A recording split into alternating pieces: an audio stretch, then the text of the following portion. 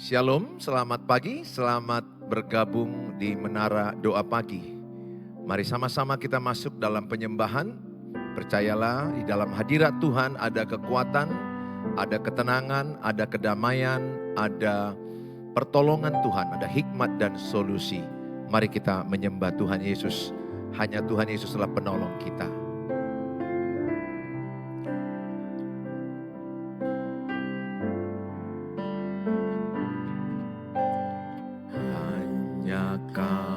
Tuhan penolongku yang selalu setia, yang selalu setia bersamaku.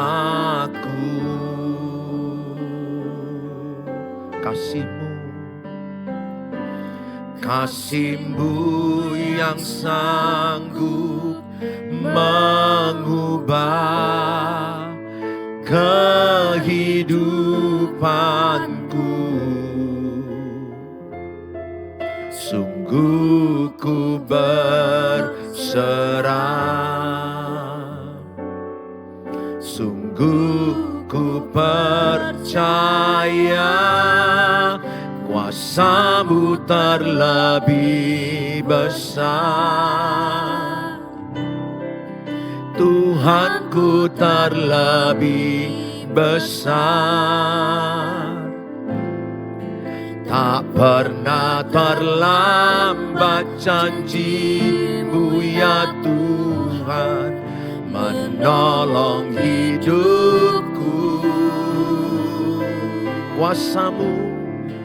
Kuasa-Mu terlebih besar.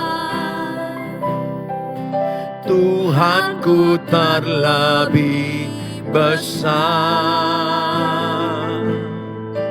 Tak pernah terlambat janji-Mu ya Tuhan pulihkan hidupku. Hanya Kau Tuhan penolongku. Hanya Kau Tuhan penolongku yang selalu setia, yang selalu setia bersamaku.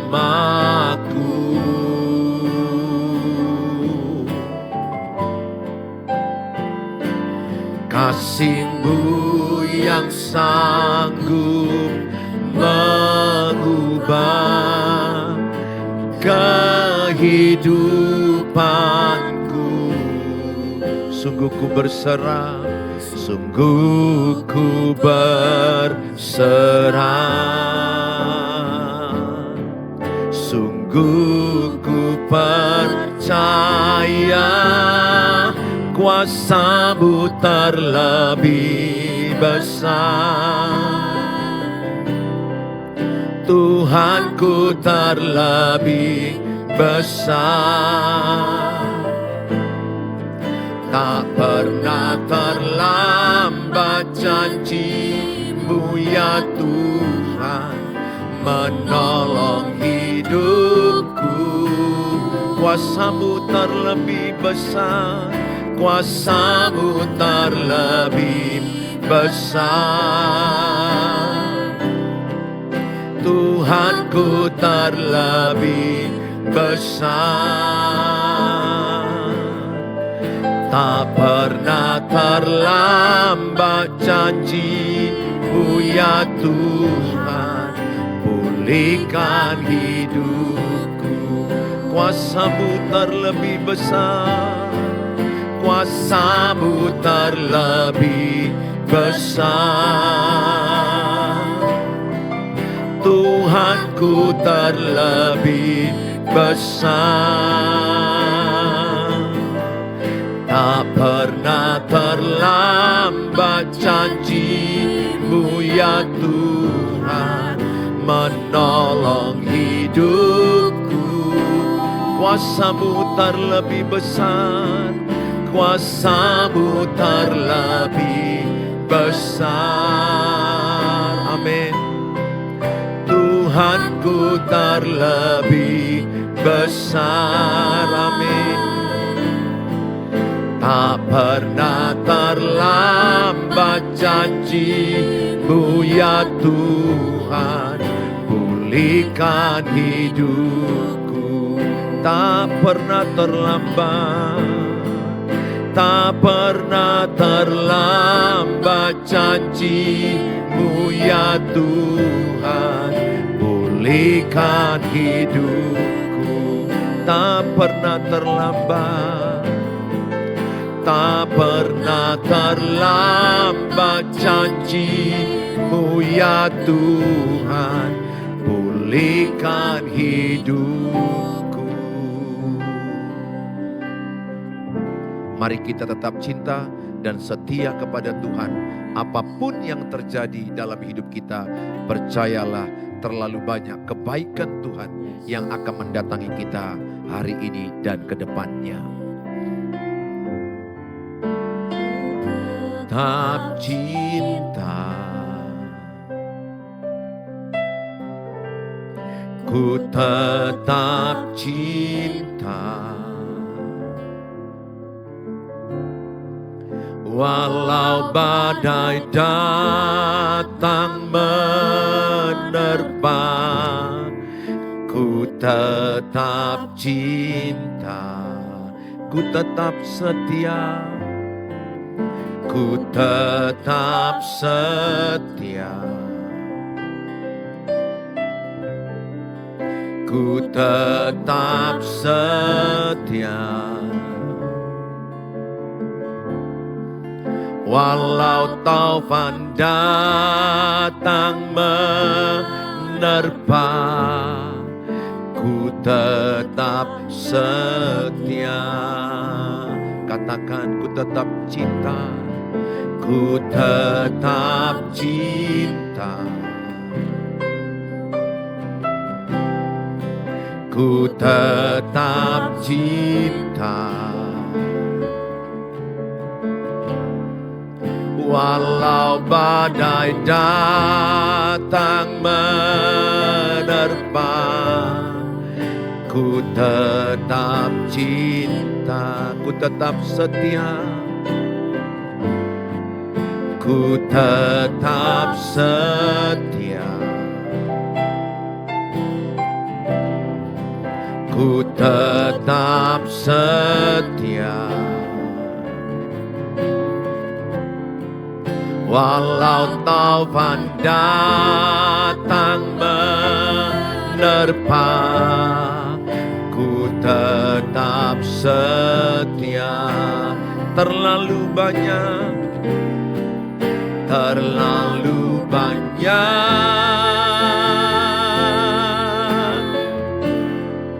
yang Tuhan telah beri. Takkan mungkin ku balas dari apa yang ku miliki. Ku persembahkan, ku persembahkan seluruh hidupku. Biar ku tetap cinta, biar ku tetap setia untuk selama-lamanya. Terlalu banyak, terlalu banyak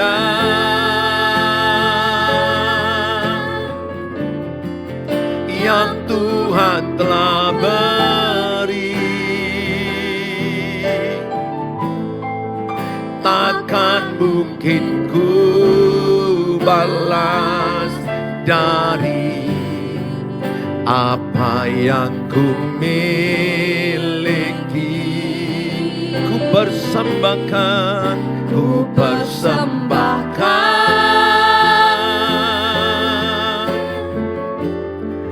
seluruh hidupku. biar ku tetap cinta, biar ku tetap setia untuk selama-lamanya. Terlalu banyak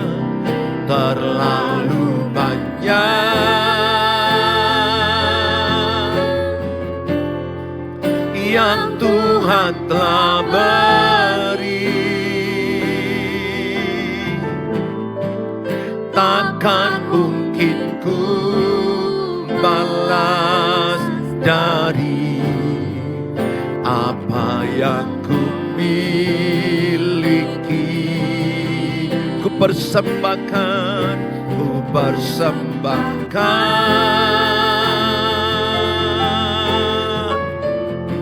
seluruh hidupku, biar ku tetap cinta, biar ku tetap setia untuk selama-lamanya.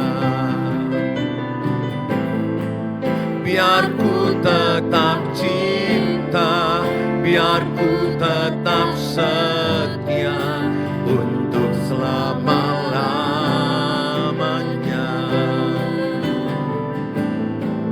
Biar ku tetap cinta, biar ku tetap setia untuk selama-lamanya. Kami persembahkan hidup kami, Tuhan. Kami persembahkan hidup kami. Kami serahkan seluruh hidup kami, Tuhan, di dalam tangan-Mu. Kau Allah yang kami sembah, jadilah rencana-Mu, Tuhan.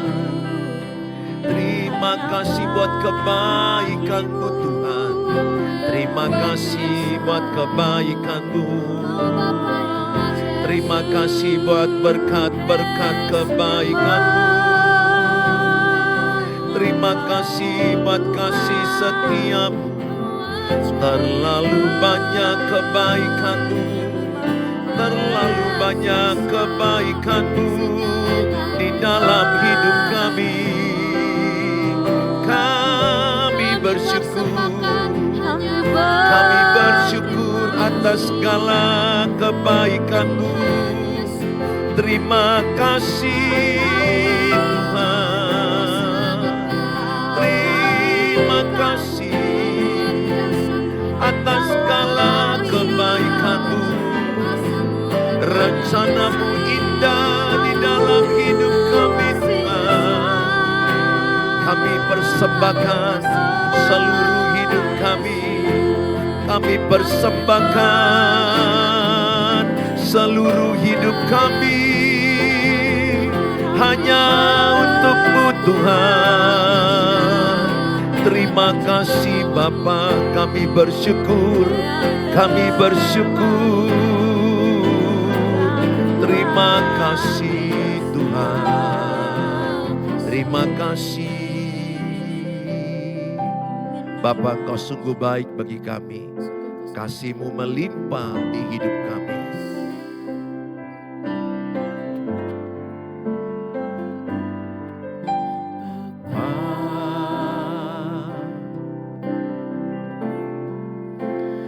Engkau sungguh baik,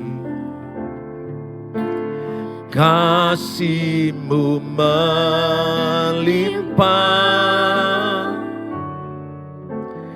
di hidupku.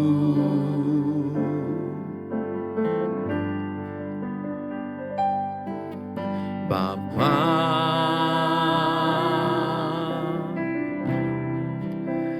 ku berterima kasih, berkat-Mu hari ini yang Kau sediakan bagiku. Bapa, Engkau sungguh baik,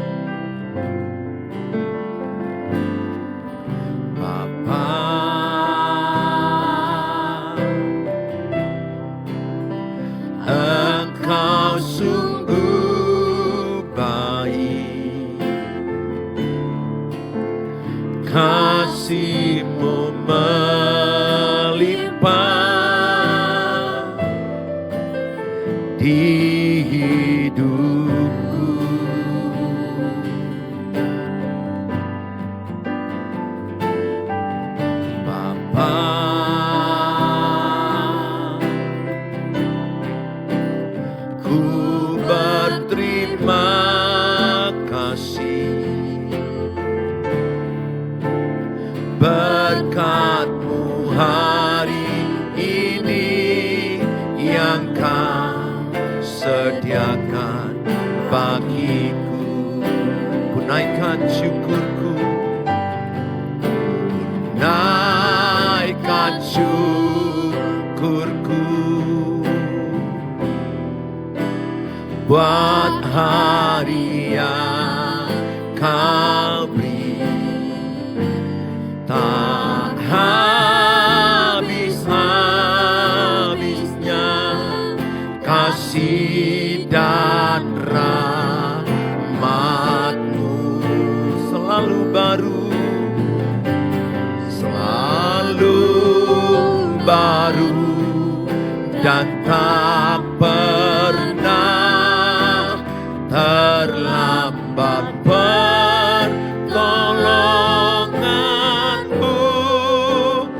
Besar setiamu di sepanjang hidupku. Ku naikkan syukurku, ku naikkan syukurku buat hari yang Kau beri. Tak habis-habisnya kasih dan rahmat-Mu selalu baru, selalu baru, dan tak pernah terlambat. Pertolongan-Mu besar setiamu di sepanjang hidupku. Besar setia, besar setiamu,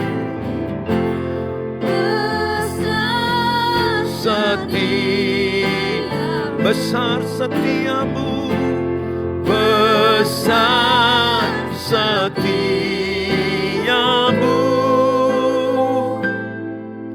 di sepanjang hidupku. Terima kasih Bapa, kami siapkan hati kami menerima firman Allah. Urapi hamba-Mu, urapi kami semua, diberkati kami dengan firman Tuhan. Dalam Tuhan Yesus kami dengarkan firman Allah. Amin. Shalom, good morning. Buat kita semua yang saat ini mungkin lagi di rumah, lagi di mobil, lagi bekerja. Hari ini saya membawa firman Tuhan dengan tema bagaimana kita menang atas kekhawatiran. Sehingga mental kita sehat. Bagaimana menang atas kekhawatiran. Kenapa saya membuat bagaimana kita menang atas kekhawatiran? Karena kekhawatiran, kecemasan, atau orang katakan anxiety, yang sering membuat orang berlanjut menjadi stres. Stres membuat orang depresi. Depresi membuat orang bisa mengalami halusinasi, ilusinasi. Makanya ada orang lompat dari gedung tinggi karena dia halusinasi. Dia mendengar ada kalimat yang berkata di otaknya, di pikirannya, lompat dari gedung tinggi, lompat ke laut, lompat ke rel kereta api, lompat. Kalau kau mati, maka engkau selesai masalahmu. Awalnya itu dimulai dengan cemas, anxiety. Cemas naik kepada stres. Stres lama-lama jadi depresi. Depresi yang berkepanjangan lama-lama bisa mengalami yang namanya skizofrenia. Depresi bisa menimbulkan adanya halusinasi, mendengar kalimat-kalimat, pukul dia, bunuh dia. Itu ada bisikan-bisikan kepada orang yang depresi, mendengar, menyuruh dia melakukan sesuatu yang mengakibatkan kehilangan nyawa orang lain atau kehilangan nyawanya sendiri. Maka Saya ajak semua kita hari ini, jangan tinggal dalam kecemasan.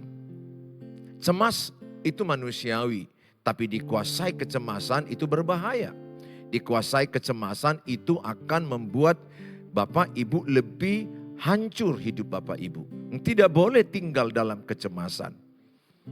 Nabi Elia juga dalam 1 Raja-Raja 19 ayat 4 pernah dia mengalami ingin mati, cemas. Sehingga dia berdoa permintaannya kepada Tuhan, aku minta mati.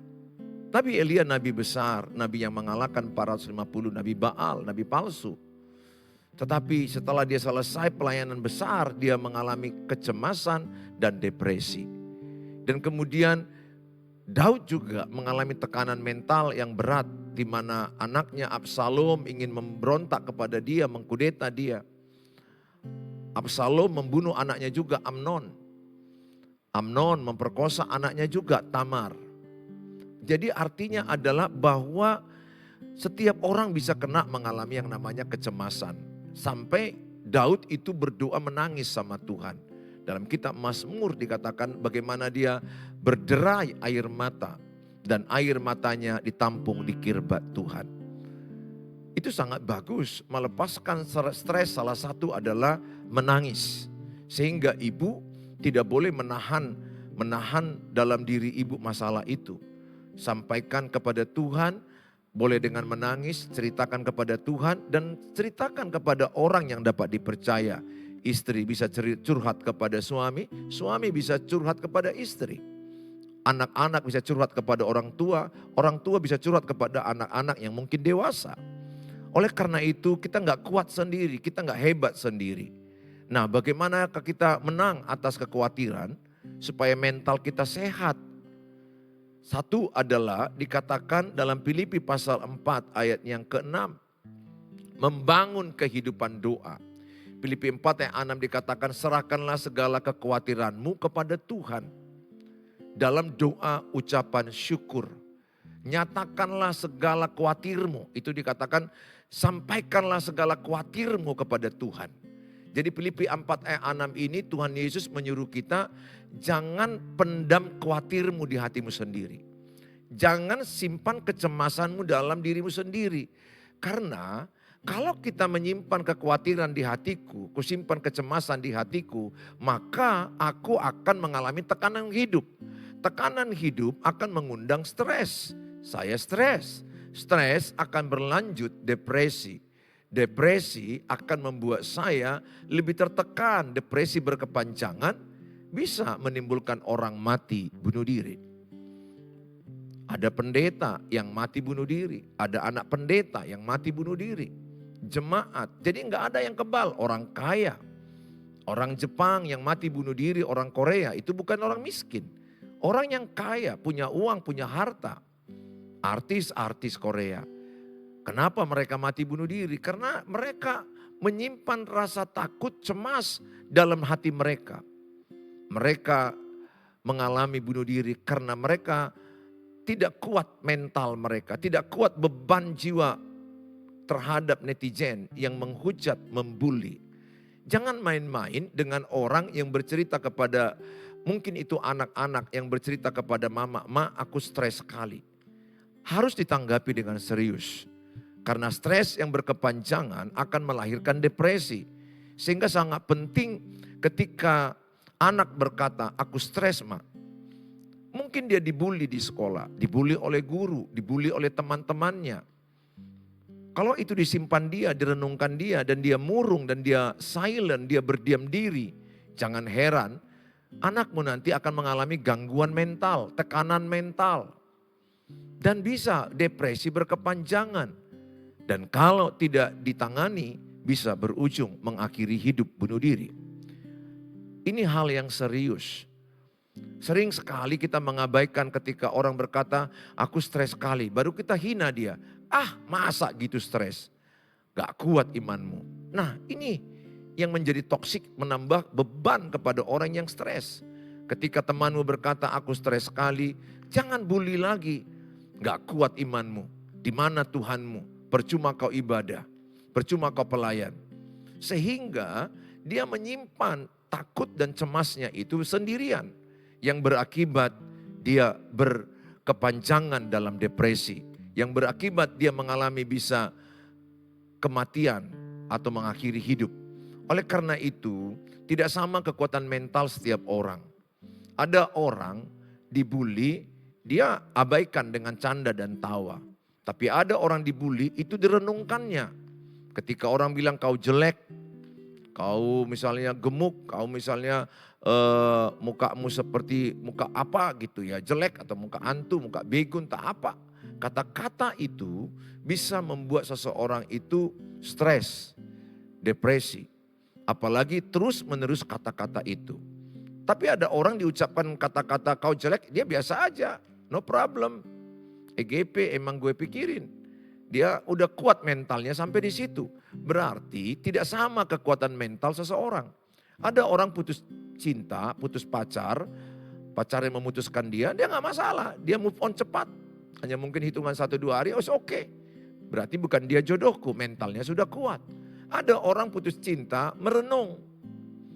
Saya punya pasien, hanya gara-gara diputuskan cintanya, dia minum Baygon. Dan dia berbuih-buih mulutnya dan dia mau mati. Untung cepat dibawa di klinik dan saya tangani. Dan hanya gara-gara pacarnya. Ada yang lebih lucu lagi hanya karena cowoknya tidak menyapa dia malam tahun baru duluan. Rupanya si cewek sudah menunggu ucapan malam tahun baru dari cowoknya. Cowoknya tidak menyapa. Malam tahun baru itu saya dipanggil padahal saya lagi ibadah, lagi doa. Biasa kita orang Kristen kan tanggal 31 malam kan itu jam 12 kita kumpul keluarga berdoa. Nah saya dipanggil, saya udah jumpai anak gadis terkapar di klinik gara-gara dia tidak diucapkan kata selamat tahun baru atau apa kabar. Dia merasa ditiadakan, dia stres dan dia minum Baygon. Itu iblis yang membisikkan di pikirannya, minum Baygon kau mati kau gak berarti. Ingat iblis itu adalah bapak pendusta dan bapak intimidasi. Dia mengintimidasi seseorang supaya dia mengakhiri hidup dan dia merasa tidak berarti hidup, tidak berharga hidupnya. Oleh karena itu saya ajak kita sama-sama, ayat ini berkata, serahkanlah segala khawatirmu kepada Tuhan. Bagaimana kita berdoa kalau kita lihat dalam PowerPoint ini, berseru kepada Tuhan. Kita penting ada berseru kepada Tuhan. Sampaikan pada Tuhan. Itu ada lagu yang diciptakan, yang dinyanyikan ya oleh Melita Sidabutar almarhum. Sampaikan pada Yesus segala beban hidupmu. Sampaikan pada Yesus segala beban hidupmu. Sampaikan, ceritakan, mau nangis seperti Daud silakan. Ceritakan, itu akan menyembuhkan hatimu. Apalagi ke Tuhan Yesus. Maka Tuhan Yesus pasti akan tampung air matamu dan akan sembuhkan luka batinmu. Tetapi perlu juga kita bercerita kepada orang yang mengerti kita, yang bisa kita percaya. Anggota keluarga kita kah? Seorang pendeta kah? Sahabat yang dapat dipercaya kah? Karena sahabatmu itu bisa menepuk-nepuk pundakmu, bisa memberi kau tisu, bisa mendoakan langsung menyentuh tanganmu. Kenapa kita penting cerita kepada orang yang dapat kita bisa lihat? Karena ada ekspresinya, empati dia. Kalau wanita dengan wanita mereka bisa peluk, mereka bisa rangkul, mereka bisa saling berdoa. Bapak-bapak dengan bapak-bapak bisa saling menguatkan. Tepuk pundaknya, kuat bro, Tuhan menolong. Nah coba perhatikan, apakah anak-anakmu, keluargamu, suamimu, dirimu, apakah ada orang yang mau menyampaikan isi hati? Kasihan kalau anak-anakmu itu mendam, murung, nyimpan, silent. Silent is toxic. Saya berdoa di rumahmu ada rasa nyaman, ada rasa damai, nyaman berkomunikasi, nyaman menyampaikan kata-kata. Kolose 4 ayat 6 dikatakan, hendaklah kata-katamu penuh kasih Kristus, supaya orang yang mendengarkannya diberkati, dikuatkan, dibangunkan, disemangati, disukacitai. Itu yang saya lakukan sekarang. Kalau saya berkata-kata, bagaimana kata-kataku itu memberkati keluargaku, istriku, anak-anakku, circleku, lingkunganku. Jadi saya ada Kristus, saya penyemangat. Saya tidak mau jadi toksik kepada siapapun. Saya mau menjadi berkat, kata-kataku berkat, menguatkan, menopang. Yang lemah jadi kuat, yang putus asa jadi semangat. Yang ingin bunuh diri jadi nggak jadi bunuh diri. Yang mau cerai jadi batal bercerai. Oleh karena itu, ayo perhatikan anggota keluargamu, anak-anak SMP, anak-anak SMA, anak kuliah. Kalau dia juga orangnya modelnya model yang nyimpan, mendam, datangi dia Bu, datangi dia Pak. Jadilah bapak yang sahabat bagi anak-anak. Saya sahabat bagi anak saya, laki-laki dan perempuan. Mereka bebas cerita ke saya, mereka nyaman mau cerita apapun, pacar mereka, ditolak cintanya, masalah berantem pacaran. Itulah orang tua menjadi sahabat bagi anaknya sejak anaknya umur 12 tahun ke atas. Oleh karena itu saya mengajak Bapak, punyalah telinga mendengarkan curhatan hati istrimu. Jangan sampai istrimu curhat dengan pemuda lain, dengan bapak lain. Dan kalau ibu curhat dengan pemuda lain, bapak lain, maka ibu bisa jatuh ke perselingkuhan. Sebaiknya telinga suami mendengarkan curhatan istri. Telinga ayah mendengarkan curhatan anak-anaknya. Demikian juga bapak bisa menyampaikan curhatan isi hati kepada anak. Anak yang dewasa, menyampaikan harapan atau situasi pekerjaan, kesehatan, keuangan. Demikian juga suami bisa curhat kepada istri. Jadi pasutri itu saling menceritakan keadaan mereka. Karena mereka satu mobil, satu meja makan, satu kamar, satu rumah, mereka bisa cerita, menyampaikan. Enak bersuami istri, sebenarnya sangat enak bersuami istri yang saling membangun, saling menguatkan, saling memberkati, saling mendengar. Saling mendengar. Tapi sering sekali banyak istri baru ngomong sedikit suaminya marah. Sehingga istri mendam. Ini yang terjadi di keluarga-keluarga saya di YouTube yang sudah hubungi saya. Yang banyak berbicara kepada saya, Pak Pendeta sedikit saya bicara suamiku marah. Kita tanyain kenapa HP pakai password, marah. Kenapa pulang malam, marah. Kita tanyain keuangan, marah. Jadi saya nyimpan terus Pak 5 tahun, 10 tahun. Karena kalau saya sampaikan suamiku meledak. Ada juga suami yang cerita ke saya. Saya cerita kepada istri saya, siapa yang menelepon kau tadi, siapa yang menchat kau tadi, kenapa kau hapus, marah. Jadi nggak nyaman. Lama-lama ini bisa berbahaya, letih dalam pernikahan. Sehingga bisa berujung ke perceraian. Menikah itu ngomong-ngomong, saling mendengar. Oleh karena itu saya ajak, mulailah siapa di antara bapak ibu yang dewasa bertobat dulu. Bahasa saya yang waras ngalah. Satu orang harus ada duluan dewasa. Kalau pasanganmu anak-anak sedikit ditanyai marah, seorang ibu tanya sama saya, apa yang saya lakukan Pak Pendeta? Sedikit ditanya marah, sedikit kita ajak ngomong baik-baik, padahal dikasih kopi, dikasih makanan, kita ngomong apa aja topiknya marah. Rumah saya kayak neraka Pak Pendeta. Lebih baik aku tidak ngomong sama dia. Ibu itu curhat ke saya. Kusimpan semua cerita pahit ini. Ibu akan sakit, mentalmu akan sakit. Iblis akan masuk ke dalam mentalmu yang sakit itu merusak jiwamu. Sehingga bisa stres dan depresi berkepanjangan. Dan berbahaya. Kalau suamimu tidak bisa diajak berkomunikasi, pesan saya ceritakan kepada Tuhan Yesus. Kedua, mungkin kepada putrimu, putra yang sudah cukup dewasa, matang. Yang anak-anak jangan ceritakan persoalan rumah tangga yang tidak bisa diterima di level anak.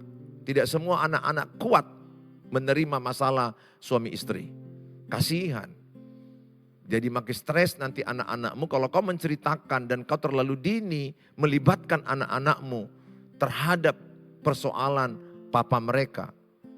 Lihat usia mereka, kalau masih di bawah 17 jangan. Kalau di atas 17, 20, 25 udah usia mulai matang, cara berpikir dewasa, oke lah. Masih bisa cerita untuk berbagi rasa, saling mendoakan. Tapi kalau masih kecil, TK, SD, udah jangan ceritakan. Kasihan mereka. Mereka tidak kuat. Bahkan jangan ajari membenci papanya. Papa juga jangan ajari membenci mamanya. Ini ada yang menghubungi saya. Suami saya mengajari anak saya benci sama saya. Sampai sekarang anakku melawan saya. Saya bisa bayangkan rumah itu seperti apa. Anak jadi benci kepada mama. Katakan mama punya salah, mama punya kelemahan, mama punya dosa. Tidak semestinya ayah mengajarkan anak-anaknya benci kepada mamanya. Tidak semestinya mama mengajarkan anak-anak benci kepada papanya. Ini fakta, ini yang terjadi. Mereka tersesat, keluarga yang tersesat.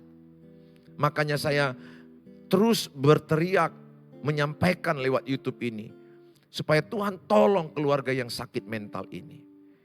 Sakit mental ini artinya tidak nyaman lagi berdiskusi. Tidak enak lagi berkomunikasi. Ada yang pendiam, ada yang meledak, ada yang pukul pintu, ada yang pukul meja, ada kata binatang, ada yang histeris. Saya pernah mengalami itu, saya pernah. Sudah lama saya pernah mengalami itu.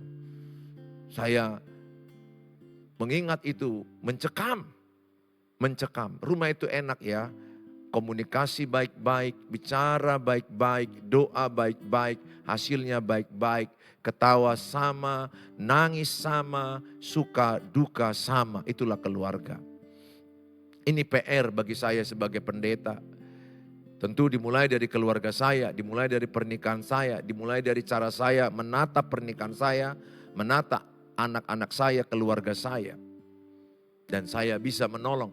Karena saya bisa rasakan nikmatnya berkeluarga seperti ini, maka saya ingin membagi. Bukan saya sempurna, karena saya pernah mengalami kehancuran itu. Kita ngomong ini berantem, kita ngomong ini berantem. Dua pribadi yang berbeda itu dipersatukan tidak mudah. Tapi bersama Tuhan Yesus tidak ada yang mustahil. Saya berdoa, jadilah keluargamu, keluarga yang enak berkomunikasi. Nyaman berkomunikasi. Sehingga anak-anakmu ketika bercerita kepada bapak dan mama, mereka nyaman mendengarkannya. Semua kita menjadi orang yang enak berkomunikasi. Demikian juga istri enak menyampaikan kepada suami, suami juga enak menyampaikan kepada istri. Betapa indahnya keluarga yang penuh dengan kenyamanan. Itu keluarga bahagia. Keluarga bahagia itu adalah menikmati keluarga itu. Bukan bicara berapa mobil di rumahmu, berapa harta, berapa harga rumahmu. No, untuk apa rumah yang mewah, mobil yang banyak. Tapi tidak nyaman, tidak nikmat, tidak bahagia, tidak ada komunikasi, tidak ada canda tawa yang membahagiakan. Saya berdoa, Tuhan memberkati keluargamu. Yang kedua adalah setelah engkau serahkan kekhawatiranmu kepada Tuhan. Jadi kekhawatiran itu tidak boleh ditengking-tengking. Dalam nama Tuhan Yesus keluar khawatir. Bukan itu caranya. Khawatir itu jangan genggam. Kata Alkitab, khawatir itu serahkan kepada Tuhan. Jadi ibaratnya kalau tanganmu ada khawatir, dalam tanganmu kau genggam takut, trauma, khawatir, cemas, apapun masalahmu, masalah keuangan, kesehatan, pernikahan, anak-anak, dan lain-lain, jangan genggam ketakutanmu. Jangan genggam kecemasanmu. Jangan genggam kekhawatiranmu. Serahkanlah. Serahkanlah artinya apa? Tanganku kubuka, ku lepas. Rilis. Serahkanlah kepada Tuhan. Ketika ku lepaskan kepada Tuhan, aliran darahku enak. Aku lega. Aku percayakan kepada Tuhan, ku serahkan kepada Tuhan, ku lakukan bagianku yang benar, hidup yang benar. Ibu, Bapak, jangan genggam kecemasanmu, jangan genggam traumamu, jangan genggam ketakutanmu, jangan genggam kekhawatiranmu. Serahkanlah kepada Tuhan. 1 Petrus 5 ayat 7 dikatakan, serahkanlah segala kekhawatiranmu kepada Tuhan. Filipi 4 ayat 13, di dalam Dia kita memperoleh kekuatan. Tuhan memberi kekuatan kepada ibu. Serahkanlah, Tuhan lebih ahli. Yang kedua adalah menjaga pikiran. Menjaga pikiran kita dan alami damai sejahtera Allah. Jadi ketika kita melepaskannya kepada Tuhan, kita akan damai. Ketika berdoa, ku serahkan suamiku dalam tanganmu. Ku serahkan anak-anakku dalam tanganmu. Usaha kami, keuangan kami, kesehatanku, ku serahkan. Bukan langsung masalah selesai. Yang pasti adalah ada damai di hati kita. Ada damai di pikiran kita. Kalau damai di pikiran, damai di hati, kita tenang dan berhikmat menyelesaikan masalah. Banyak orang kan jadi gugup, takut, bingung apa solusinya. Kuasailah dirimu, jadilah tenang supaya engkau dapat berdoa. Itu yang saya alami. Makanya kalau ada masalah yang sangat berat atau masalah ringan pun, saya belajar berserah kepada Tuhan. Diberkati yang mengandalkan Tuhan, terkutuk yang mengandalkan manusia. Ketika saya serahkan kepada Tuhan, bukan masalahnya selesai. Yang ada ketika saya serahkan kepada Tuhan, damai di hatiku, damai di pikiranku. Sehingga kalau aku damai, mudah aku menyelesaikan masalah itu. Mudah. Sebenarnya sering sekali masalah itu mudah selesai. Tapi karena kita gugup, gemetar, bingung, kacau, emosional. Sehingga yang mudah jadi sulit. Dalam kehidupan ini sebenarnya tidak semua masalah itu sulit. Tapi kita sering mempersulit. Tapi kalau kita damai dengan hikmat Tuhan, ada jalan keluar buat keuangan, buat anak-anak, buat pernikahan, buat kehidupan, kesehatan kita. Tuhan Yesus adalah jalan keluar. Nah, Filipi 4 ayat 8 dikatakan adalah pikirkanlah yang baik, yang benar, yang suci, yang manis, yang sedap didengar, kebajikan. Berarti pikiran kita ini dibingkai, ada batas-batasnya. Jangan pikirkan yang negatif, jangan pikirkan yang buruk, jangan pikirkan yang jahat.